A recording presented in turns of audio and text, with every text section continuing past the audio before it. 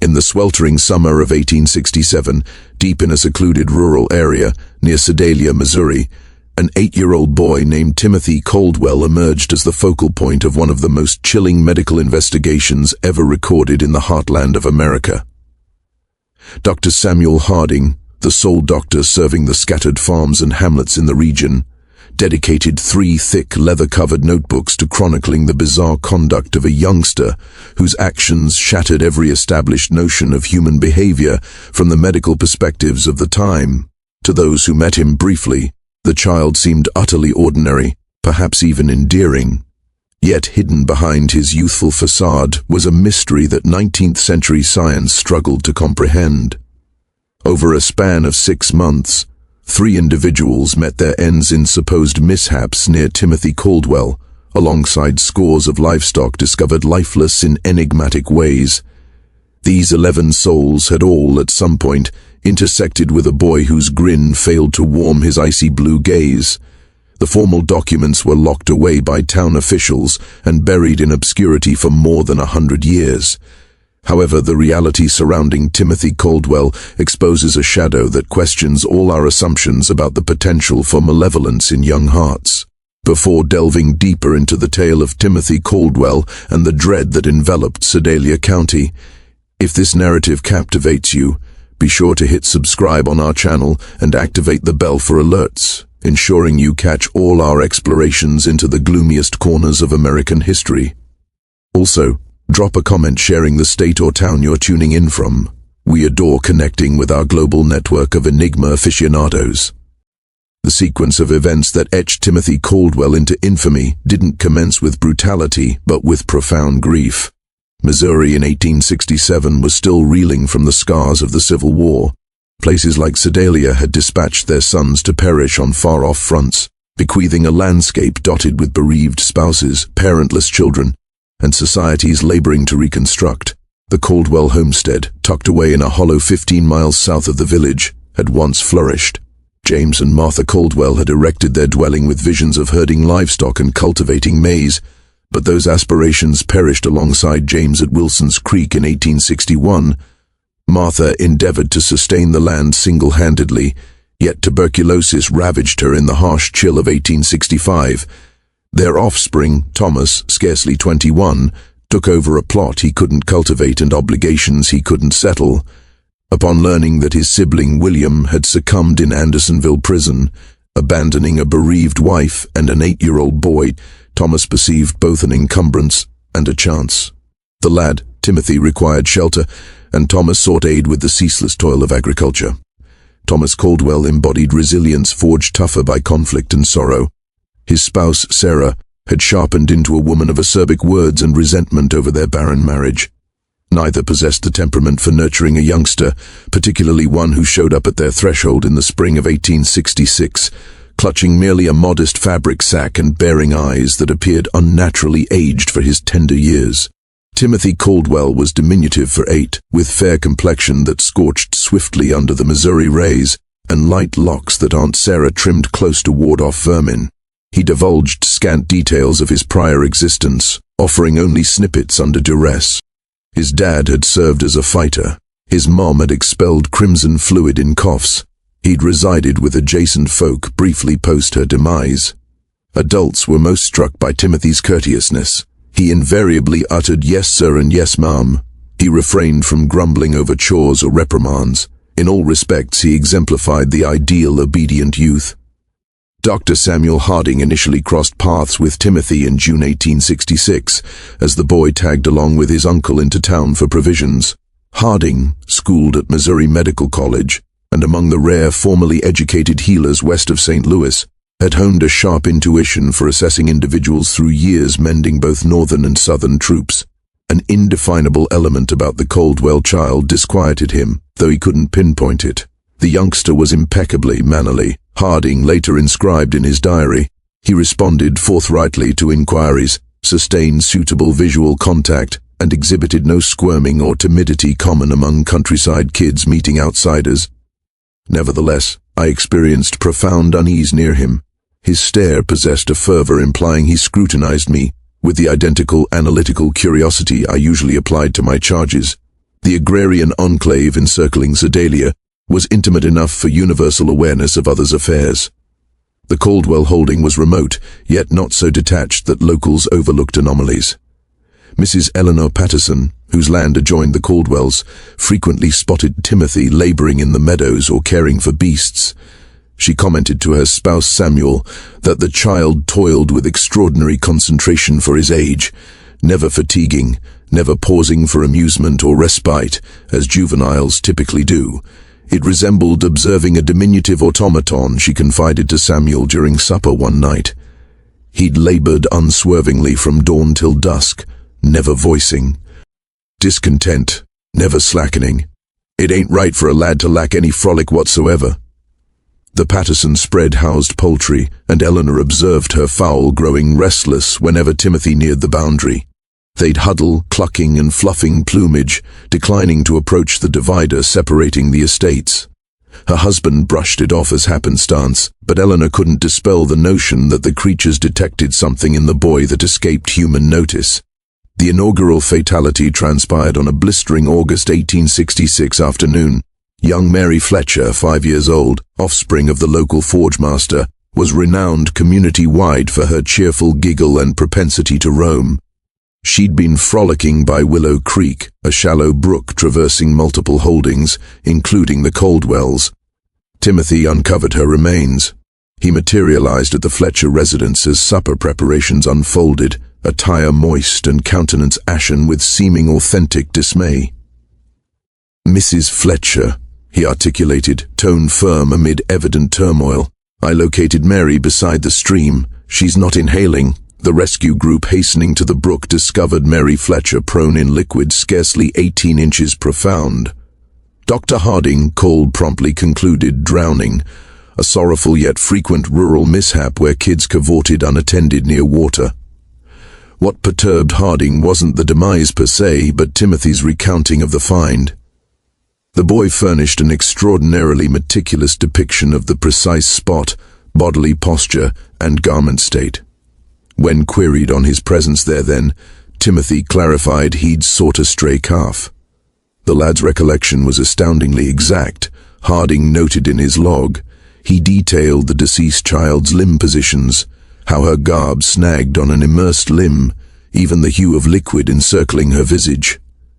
Such meticulousness appeared atypical for a frightened, upset juvenile claiming distress. Thomas Caldwell, interrogated, affirmed a calf had vanished that morn, and he'd dispatched Timothy to scout the brook vicinity. The calf resurfaced 2 days hence, vigorous and foraging in a glade almost a mile from Mary Fletcher's drowning site. The Fletchers, crushed by bereavement, accepted Timothy's condolences graciously. He'd ultimately located their girl and notified them swiftly. At the burial, Timothy perched silently with Kin, cranium inclined deferentially during the rite. When Kin expressed appreciation for his promptness, he received it with fitting gravity. "I wish I'd discovered her earlier," he conveyed to Mary's dad, inflection bearing apt remorse and woe. Yet Eleanor Patterson, observing from afar in the chapel, detected something gnawing at her subsequently. As Mary Fletcher's mom crumpled in anguish amid the ceremony, when the tiny casket elicited tears from sturdy men, Timothy Caldwell's demeanor stayed unaltered. His head dipped in ostensible grief, but unobserved, his pale azure eyes remained arid and vigilant, absorbing every facet of the spectacle. The subsequent death arrived 3 weeks onward. Elderly Henrik Larsson, a Norwegian settler formerly a timber cutter until joint inflammation compelled retirement, was located at Devil's Bluff's base, a craggy ledge overlooking the drowning creek. Henrik routinely ascended there to inspect his feral apiaries. Once more, Timothy Caldwell participated in the revelation. He'd been trekking homeward from village when espying anomaly at the bluff's foot. "I spied Mr. Larsson's cap ensnared on a bramble," Timothy informed the assembling throng. "I hailed him son's reply, so I descended to inspect." Henrik Larsson lay deceased, cervical vertebrae fractured from evident plunge off the 40-foot precipice. Dr. Harding's scrutiny indicated instantaneous demise upon colicity. The sole oddity, numerous deceased bees strewn about the corpse. exceeding typical remote from hives. Mr. Larson knew those heights superior to any county man, Samuel Patterson informed Dr. Harding post-examination. Climbed there thrice yearly, never stumbled once. Don't reckon he'd tumble now. Timothy, questioned, posited perhaps bee stings disoriented the elder, causing misstep. He always mentioned their fury when disturbed, the boy stated. Possibly they assailed him, bewildering him. Dr. Harding deemed Timothy's rationale feasible, yet scene aspects troubled him. The dead bees clustered tightly around Henrik's form. If the elder agitated a hive atop, bee traces should litter his escape and descent path. Instead, bees seemed concentrated at impact zone. Upon ascending to inspect apiaries, Harding found them undisturbed, no recent agitation signs. Worker bees bustled normally, harvesting nectar from waning summer blooms. The third fatality dispelled coincidence notions. In September 1866, 6-year-old Jacob Mills vanished amid woodland play near his kin's lodge.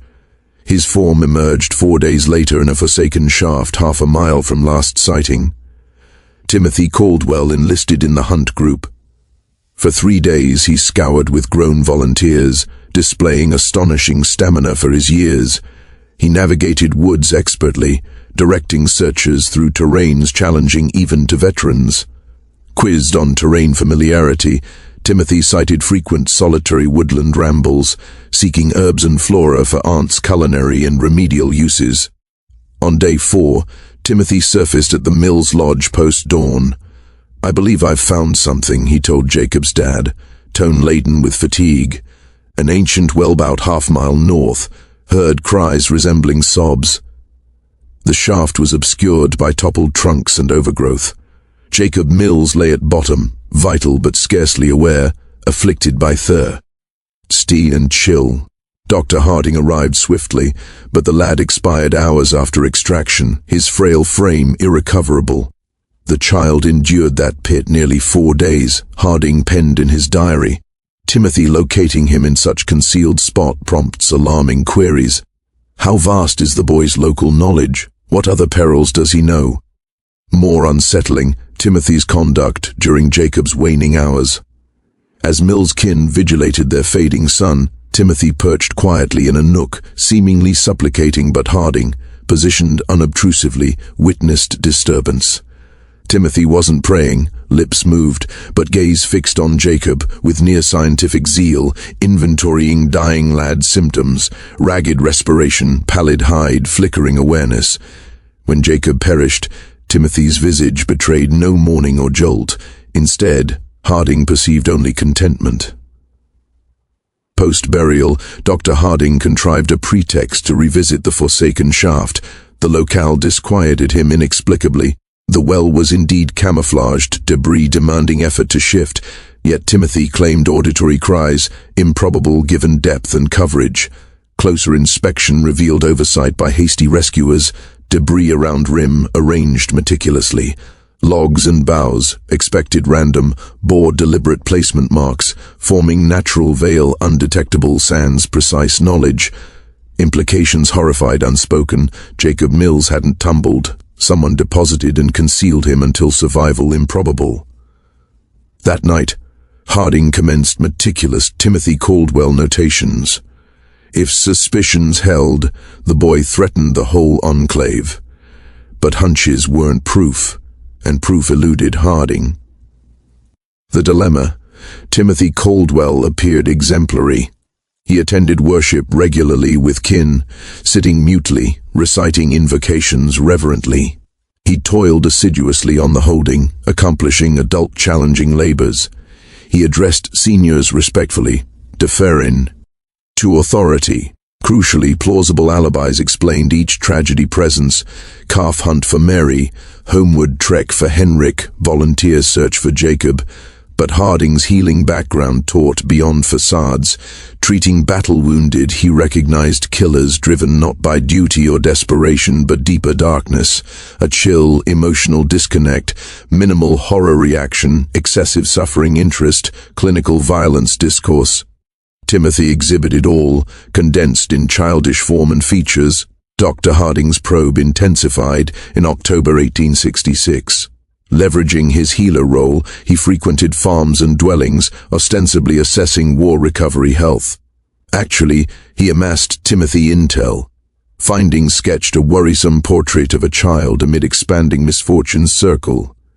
Adjacent holdings beasts died abnormally, not ill, but seemingly accidental harms. Poultry with snapped necks, fox-attributed sounds typical traces, swine with enigmatic lesions infecting fatally, equines suddenly lame, necessitating euthanasia. Mrs. Eleanor Patterson disclosed to Dr. Harding losing 17 fowl past 2 months. "Oddest thing," she uttered, "perishing singly or doubly, morn found with neck snapped neat. Husband blames foxes, but no fox marks on coop. Killings too precise. Examining recent victims, Harding corroborated Eleanor's doubts. Fowl slain via exact force on neck points, demanding anatomy savvy. Not predator chaos, but intentional control." Analogous trends surfaced elsewhere. James Wickham mourned 3 calves to bizarre mishaps, beasts self-strangling on tethers or wedging heads in rails illogically. Robert Dunham's champion ox tumbled into gully, fracturing limb despite agility. Invariably, impacted spreads lay within Caldwell's stroll range, and multiple witnesses spied Timothy nearby temporally. "I saw him along our barrier morn." 4 calf found, James Wickham relayed to Dr. Harding. Strange, distant from home, but boy always courteous, waved, greeted proper. Dr. Harding heightened scrutiny of Timothy during routine Caldwell visits. The boy invariably attended, standing silent as Harding inspected aunt and uncle for agrarian ailments.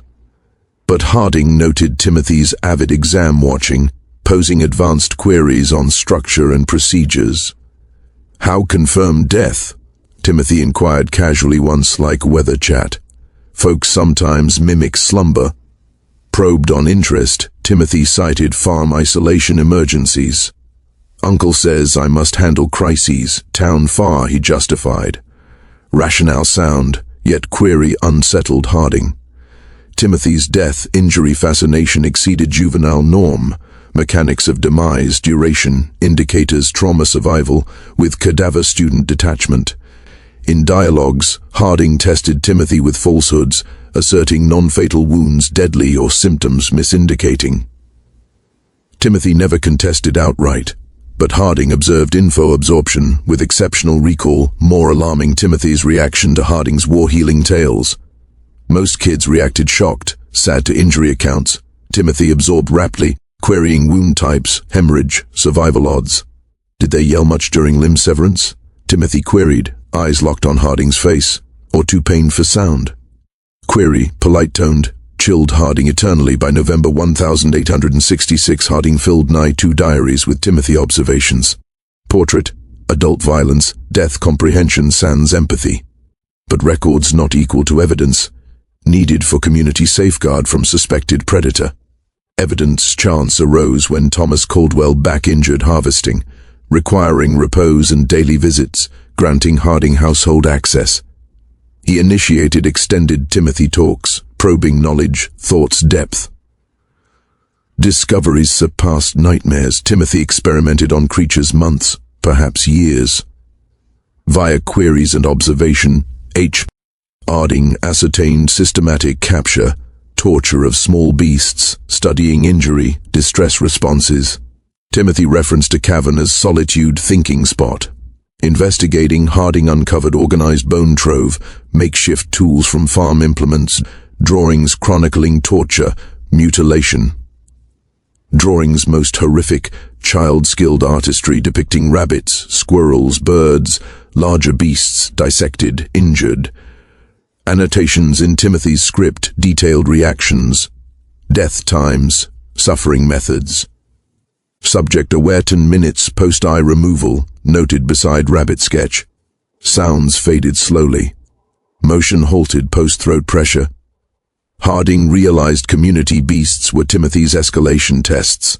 Neighbor accidents deliberate. Chillingest, newer human figure sketches. Distress, injury poses, anatomy harm notes. One unmistakably Mary Fletcher, Another Henrik Larsson. Third Jacob Mills in well. Dehydration, exposure annotations. Timothy hadn't witnessed deaths, he de-orchestrated, executed, documented. As Harding learned, Sedalia horror persisted. If this tale chills you, share with dark mystery-loving pals. Like to back our work, subscribe for more. Let's uncover next, jointly. Dr. Harding confronted impossibility. Cave-proof indicted Timothy multiply, but illicitly obtained. 8-year-old calculated killer concept defied era's human nature views. 1867 medicine lacked psychopathy frames. Kids deemed innately pure, corrupted externally. Innate empathy lack inconceivable. Harding knew authority presentation risked dismissal as war-traumatized. Evidence rationalized, Timothy defended as grieving orphan, killings ongoing. Instead, Harding directly accosted Timothy. Next visit, he invited boy to livestock check stroll. Alone, Harding disclosed cave finds. Timothy's response unexpected, no shock, denial, fear. Calm listening, nodding confirmations. "You won't tell," Timothy stated post-H. Harding, factual, confident. "Why not?" Harding queried, curious. Timothy smiled genuinely. First true emotion Harding witnessed. No belief, and curiosity bout next. Boy correct doubly, claims lunatic sounding, and Timothy pinpointed Harding's reluctant scientific intrigue in observing supreme peril. "How long?" Harding asked. "Since 5, maybe before," Timothy factual. "Began insects, mice, larger. Reactions vary interestingly. Dead people experiments too. See human-animal parallels. Humans comprehend better. Intriguing." Harding chilled unrelated to November breeze. "Next plans?" Timothy pondered. Hurt total truster, unsuspected till late. Implication, aunt-uncle targets. Harding knew days, hours, perhaps pre-action. Timothy revealed casually, untouchable believing, past suggesting promptness. Evening, Harding visited Sheriff William Crawford, practical ex-Union veteran, impatient with theories, but trusted Harding, evidence open. Harding presented fact-focused, cave drawings, notes, death, accident patterns, Timothy's anatomy, violence knowledge, kin-kill intent. Even half true, Crawford said post-review, alarmed by sketches. Can't jail child on drawings, suspicions, but watch, ready. Men with trusted deputies, strategized hours. Plan, Harding arrives usual, brings pain, laudanum, actually sedating Tomasera versus easy harm. Crawford, deputies position farm perimeter, responsive yet undetected. Implemented morn. Approaching Harding noted anomaly, absent farm noises, poultry pecking, swine grunting. Eerie silence prickled. Timothy doorway pre-dismount, immobile, eyes predatory tracking. Attired usual, sleeves rolled, hands fresh scrubbed, messy prep suggesting, morning Dr. Harding. Timothy polite, but undertone shifted, anticipatory excitement barely contained. Awaited you. Waiting implied expectation, perhaps plan included. Indoors tea. Hummus. Sarah bedroom seemingly peaceful slumbering. But nearing, Harding noted shallow breaths, grayish skin beyond natural. What administered? Harding quiet, sans turn, knowing watch. Woodland herbs, Timothy innocent, words chosen.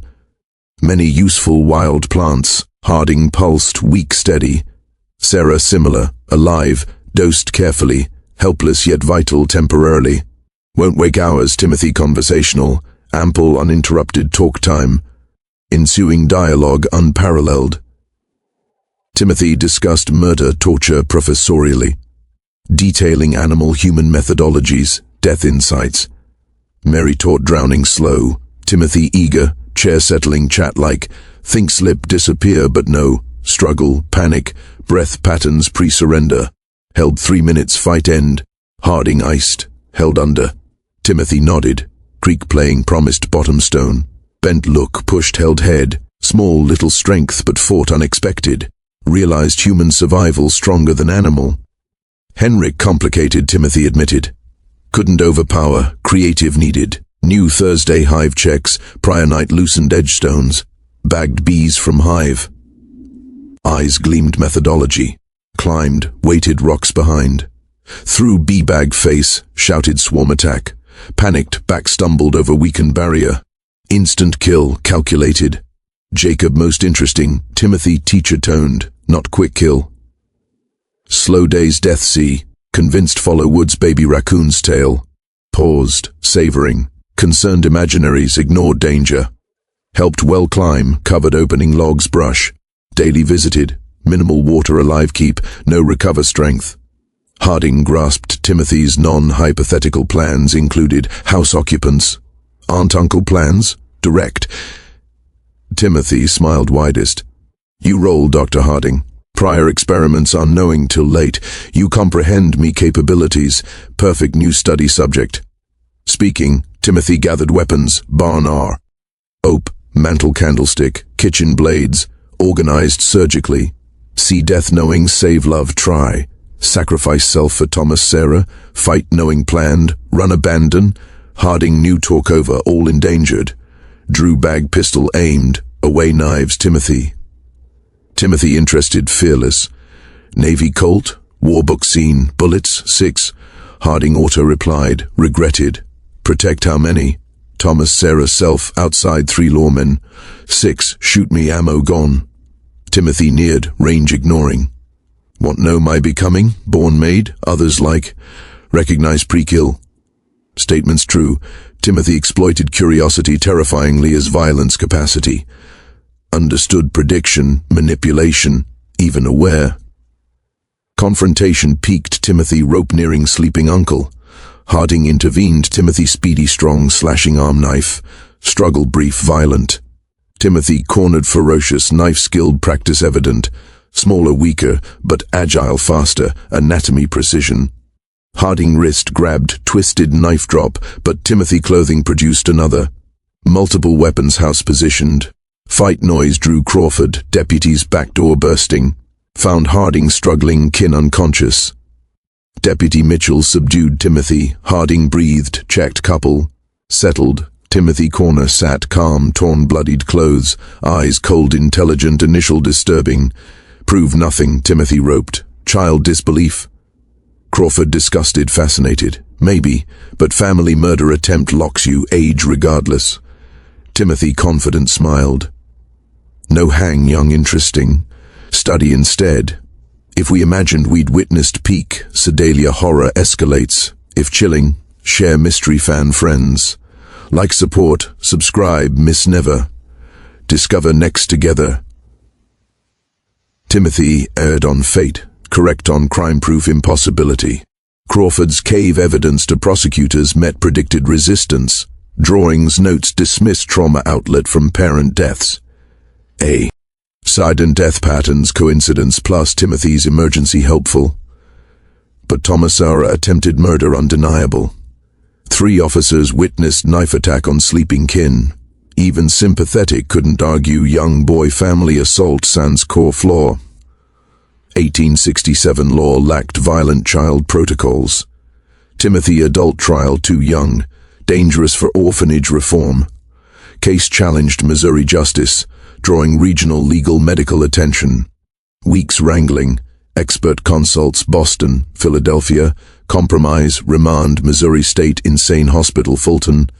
Studied, treated top alienists. Satisfied, none fully. Prosecutors, adult murder trial wanted. Defenders, young, irresponsible argued. Medics, split, rehabilitate versus incurable. Dr. Harding volunteered, accompanied Timothy, stayed 3 months documenting, staff collaborating, understanding, resulting study early antisocial child exam, published decades post.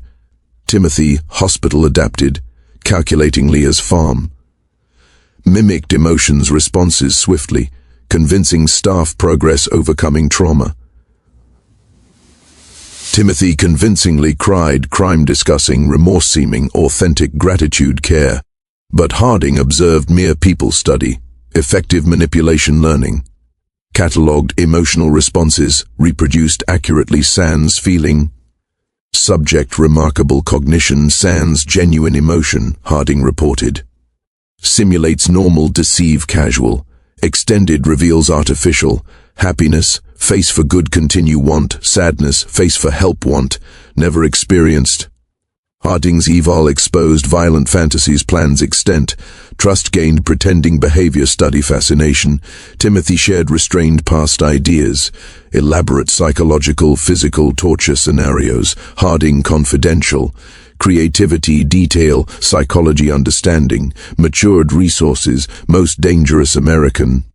Records, 18-month stay, unexplained incidents, Timothy hallmarked. Patient's dead accident natural but careful exam deliberate. 3 elderly heart failure post-Timothy interact prior healthy. 2 young accidental falls, injuries, areas Timothy day earlier. Disturbing, patient's night visits claims, bedside silent watching. Staff close, nightmares post-time, violence, death detailed. 2 attendants transfer requested, constant watched, feeling confined Timothy. Dr. Martha Fitzgerald expertise brought, discovered secret journal. Timothy nurse convinced paper, pencil therapeutic writing, thoughts, feelings process. Journal seemed claimed, daily regrets, past actions, rehabilitation hopes, childlike language, emotion, troubled redeemable portray. But Fitzgerald's European training coded comms familiar, analyzed, discovered cipher, decoded, true thoughts, plans disturbing, hospital staff security study systematic. Goal, not escape mere, confinement advanced manipulation, murder techniques. Day 47, Dr. F. Tears authentic believes. Response sympathy up, suspicion down. 3 weeks consistent for trust, physical contact decoded. Journal discovery security tightened, staff contact reduced. Timothy adapted, focus manipulation to info gathering routines escapes. Summer 1868, Timothy vanished unexplained. Official, escaped building transfer despite supervision. Harding suspected sophisticated. Months prep demonstrated. Post-evidence, staff manipulated successfully unrealized. Guards small exceptions, weeks pre, longer exercise, extra reading, routine tweaks, harmless individually, collective opportunities. Year-half facility, personnel study, Harding final report. Move time, psychology better self-understood. Escape plan culmination, not desperation. Post-disappearance months years, Harding collected Midwest suspicious deaths, accidents, Timothy consistent, staged accidents, animal torture, mature helpful child presence. Challenge, older Timothy, adult overpower capable. Mistake avoid sophisticated. Psychology study plus intelligence, moral lack unprecedented criminal. Harding career remainder tracked, understanding development. 1891, death post journals, hundreds pages, potential Timothy cases, evil nature theories, moral reasoning lack born.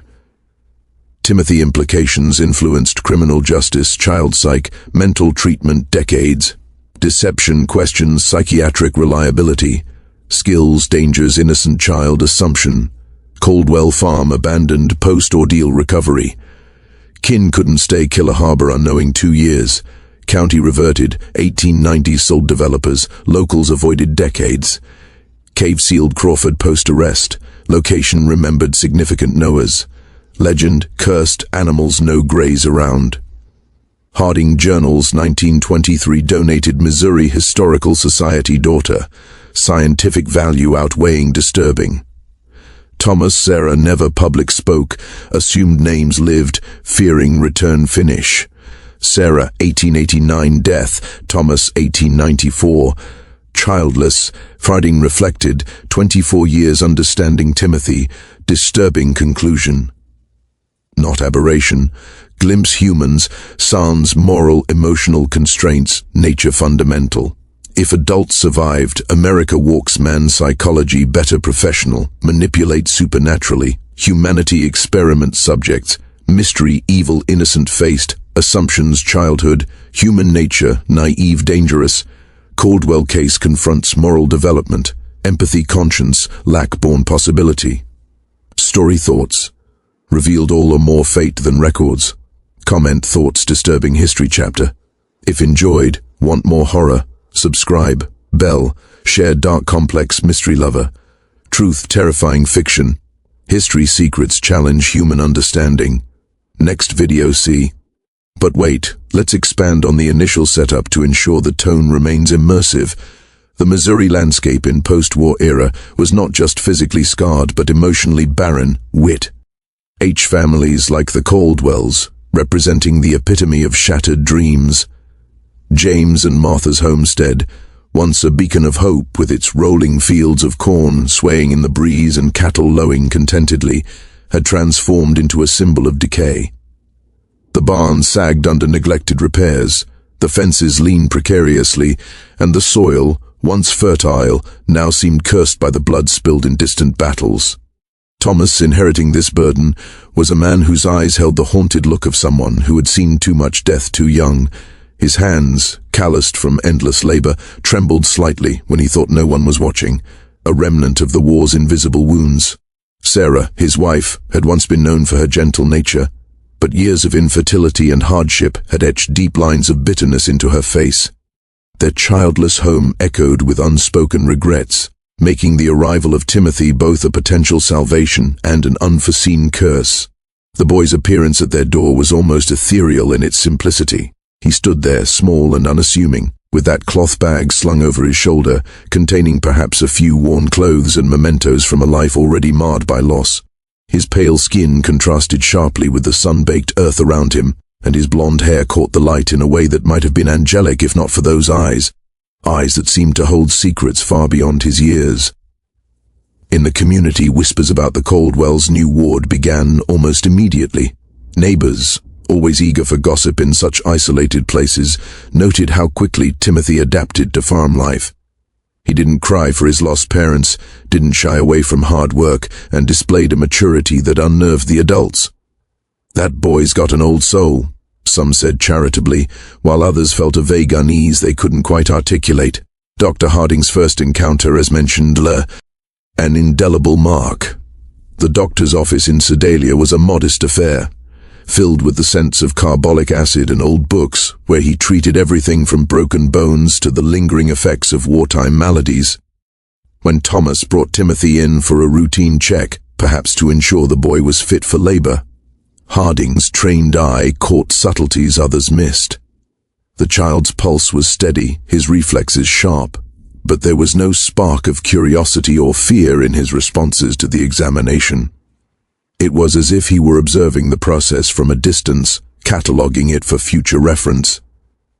As the summer progressed, the community's rhythm continued, but undercurrents of strangeness began to surface.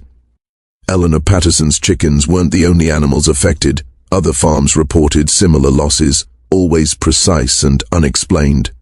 The Pattersons themselves, a sturdy couple who had weathered the war by supplying food to both sides when necessary, found their daily routines disrupted by these mysteries. Samuel, a pragmatic man with a bushy beard and calloused hands, dismissed his wife's concerns at first, but even he began to notice how the dogs growled low in their throats whenever Timothy passed by on the road. The death of Mary Fletcher marked the turning point, shattering the fragile peace. The Fletcher family was well liked. The blacksmith's forge was a hub of activity where men gathered to share news and mend tools. Little Mary, with her curly hair and infectious laugh, was the light of their lives. Her wandering nature was known to all, but no one expected tragedy so close to home. When Timothy arrived with the news, his damp clothes clinging to his small frame, the Fletcher's world collapsed. The search party's frantic rush, the horrifying discovery, face down in shallow water, and Dr. Harding's grim pronouncement all unfolded like a nightmare. In his journal, at night, Harding's hand shook as he wrote, not just from the sorrow of a child's death, but from the niggling doubts about Timothy's account. The details were too vivid, too composed for a traumatized boy, and the calf's later discovery, unharmed and distant, only deepened the mystery. At the funeral held in the small wooden church with its steeple piercing the sky, the community mourned collectively. Hymns filled the air, mixing with sobs, but Timothy's dry eyes and watchful demeanor stood out like a shadow in sunlight. Eleanor, from her pew, felt a chill that had nothing to do with the drafty building. Henrik Larsson's death amplified the unease. The old Norwegian, with his thick accent and stories of fjords, was a fixture in the area. His beehives produced honey that sweetened many a table, and his climbs up Devil's Bluff were legendary for their sure-footedness. Finding him broken at the base, surrounded by those peculiar dead bees, sent ripples of fear through the farms. Samuel Patterson's words to Harding echoed the growing suspicion this wasn't natural. Timothy's bee-swarm explanation was clever, almost too much so for a child. Harding's climb to the bluff, finding undisturbed hives, confirmed his doubts.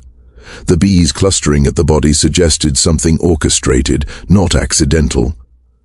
Then Jacob Mills's disappearance turned fear into panic. The search parties combed the woods, lanterns flickering in the night, calls echoing unanswered. Timothy's endurance and knowledge impressed, but in hindsight, alarmed. His discovery of the well, the faint cries he claimed to hear, led to the tragic rescue. Too late to save the boy. Harding's well inspection revealed the deliberate camouflage, turning suspicion into certainty.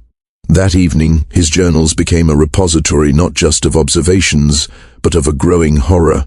As the investigation deepened, Dr. Harding found himself drawn into a web of anomalies that pointed inexorably to Timothy. The animal deaths, initially dismissed as rural hazards, revealed patterns of precision that suggested human intervention. Eleanor's chickens, with their cleanly snapped necks, were but one example. Wickham's calves and Dunham's bull followed suit, each incident within Timothy's roaming radius. Harding's visits to the Caldwell farm became opportunities for subtle interrogation. Timothy's questions about death and injury, delivered with casual curiosity, betrayed a mind far more advanced and darker than his age suggested. The war stories, meant to educate or deter, instead fueled the boy's interest, his queries probing the mechanics of suffering with unsettling acuity. The back injury to Thomas provided the breakthrough.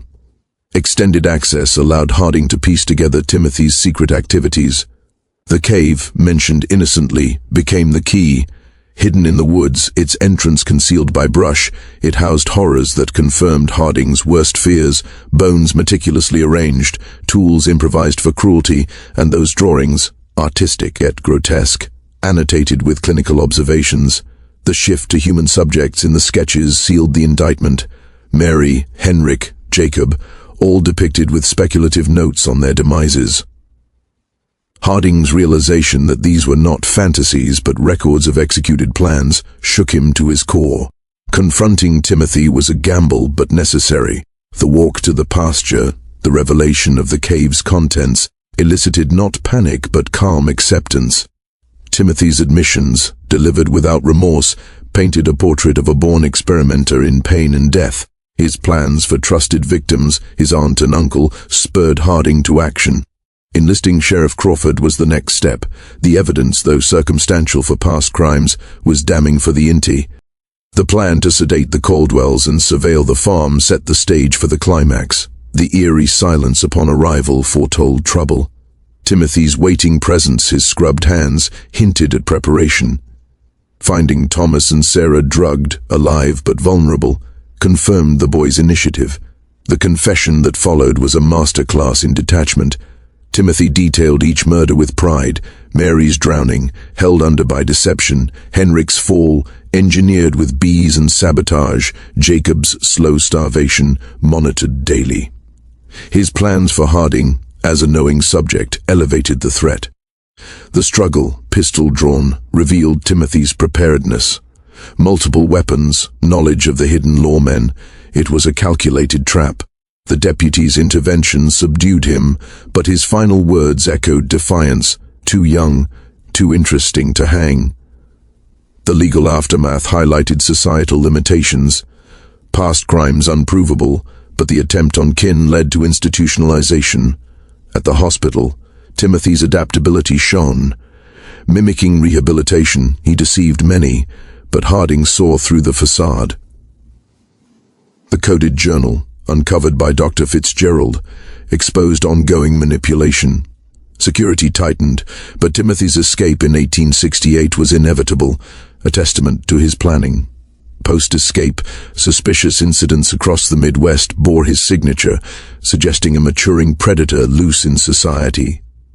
The Caldwell farm's abandonment, the cave's ceiling, the journal's legacy, all underscored the enduring impact. Harding's final reflections warned of others like Timothy, challenging notions of inherent goodness. To enrich this narrative, consider the psychological toll on the community. Families like the Fletchers and Mills never fully recovered, their homes shadowed by loss. Eleanor Patterson, ever vigilant, became a local oracle of caution, warning against trusting appearances. Sheriff Cra. W. Ford, hardened by war, found this case more disturbing than battlefields, his sleep plagued by visions of those pale blue eyes. Dr. Harding's dedication, sacrificing personal peace for understanding, exemplified the era's pioneering spirit in medicine. His journals, rich with detail, provide not just a case study, but a cautionary tale for future generations. The hospital staff's experiences, nightmares, unease, hint at Timothy's subtle influence, perhaps a form of psychological warfare honed in confinement. In expanding the story's tone, the suspense builds through vivid sensory details, the crunch of leaves underfoot during searches, the buzz of undisturbed bees, the metallic tang of blood in the confrontation. Each element reinforces the chilling atmosphere, drawing viewers deeper into the mystery. The disappearance of Timothy Caldwell left a void filled with speculation and fear. Official reports cited a simple escape during transfer, but those close to the case knew better. Harding's analysis suggested months of subtle manipulations, small favors from guards, accumulated to create a window of opportunity. Timothy didn't flee in panic, he orchestrated his freedom with the precision of his earlier crimes. In the years that followed, Harding became a reluctant detective, compiling dossiers on unexplained deaths across states like Kansas, Illinois, and Iowa. Patterns emerged, accidents too perfect, animal mutilations preceding human tragedies, and fleeting sightings of a young man, now in his teens, with an unnerving calm and helpful demeanor. One report from a small town in Nebraska described a stranger who assisted in a search for a missing child, only for the body to be found in a concealed ravine. Death attributed to exposure, but with signs of deliberate restraint. Harding's journals evolved into a treatise on what he termed innate moral deficiency, predating modern concepts of psychopathy by decades. He theorized that Timothy represented a rare but real phenomenon, individuals born without the neural pathways for empathy, viewing others as mere objects for study. This challenged religious and philosophical views of the time, which held that evil was learned, not inherent. The broader societal impact was profound. Legal reforms began to address juvenile offenders more seriously, though slowly. Psychiatric institutions incorporated Harding's observations into training, emphasizing long-term observation to detect simulated emotions. The case influenced early criminologists, who referenced it in discussions of serial offenders. Locally, Sedalia transformed. The Caldwell property, overgrown and forsaken, became a site of ghost stories. Children were warned away, and adults spoke in hushed tones of the devil boy. The cave, sealed with rocks and timber, was said to emit strange sounds on moonless nights, though rational minds attributed this to wind and wildlife. Thomas and Sarah's lives under new identities were marked by paranoia. Letters from Harding updated them on potential sightings, but peace eluded them. Their childlessness, once a private sorrow, became a twisted relief, no heirs to endanger. Harding's daughter, upon inheriting the journals, debated their release. Ultimately, donating them to the Historical Society ensured their preservation as a scholarly resource, accessible only to vetted researchers.